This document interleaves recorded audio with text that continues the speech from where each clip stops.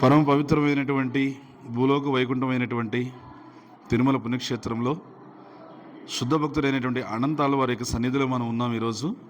ఈరోజు చాలా విశేషమైనటువంటి సుదినం. ఏమంటే ఆండాళ్ళ అమ్మవారు అంటే గోదాదేవి అమ్మవారి యొక్క పుట్టినరోజు, గోదాదేవి ఆవిర్భావ మహోత్సవం. అదే సమయంలో విశేషమైన రోజు ఏమిటంటే ఈ రోజున అనంతాల వారి యొక్క తిరోభావ మహోత్సవం. సో ఇక్కడ మీరు అనంతాల వారిని చూడవచ్చు.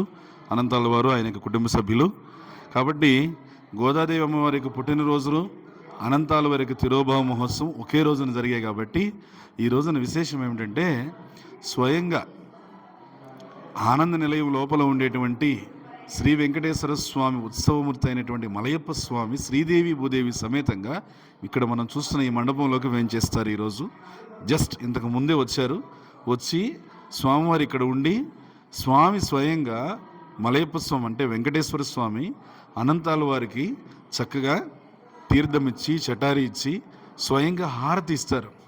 హారతి ఇచ్చి ఇక్కడ అనంతాల వారికి ఆయన తన యొక్క నైవేద్యాన్ని ఆయనకి సమర్పిస్తారు. అంత విశేషమైనటువంటి రోజు.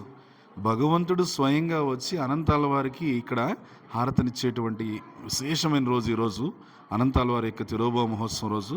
సంవత్సరంలో 2 సార్లు భగవంతుడు ఇదే మండపంలోకి వస్తాడు. ఈ రోజున అంటే గోదాదేవి పుట్టినరోజు, అనంతాల వారి తిరోభావ మహోత్సవం ఈ రోజున వస్తాడు. తర్వాత స్వామివారి బ్రహ్మోత్సవాలు చక్రస్నానమైన మరుసటి రోజు కూడా స్వామివారు ఇక్కడికి వస్తారు.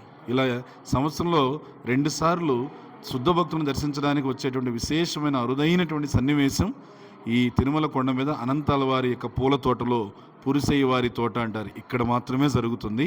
చాలా చాలా అదృష్టం. స్వామివారు వేంచేసిన ఈ మండపాన్ని, ఇది 1000 సంవత్సరాల క్రితం అనంతాచారి ఇక్కడే భగవంతుడికి పూలమాలగా కుట్టేవాడు, తయారు చేసేవాడు. అలాంటి విశేషమైనటువంటి ప్రదేశాన్ని సందర్శించి బయట అనంతాల వారి యొక్క బృందావనం అంటే అనంతాల వారి యొక్క సమాధిని కూడా దర్శించండి. అనంతాల వారిలాగా పూల సేవలో మనం సేవాభావాన్ని పెంపొందించుకుంటే అది నిజంగా మనం అనంతాల వారిని సేవించినట్టు. ఆ సేవాభావం ఏంటనేది నేను ఆ బృందావనం దగ్గర చెప్తాను. హరే కృష్ణ.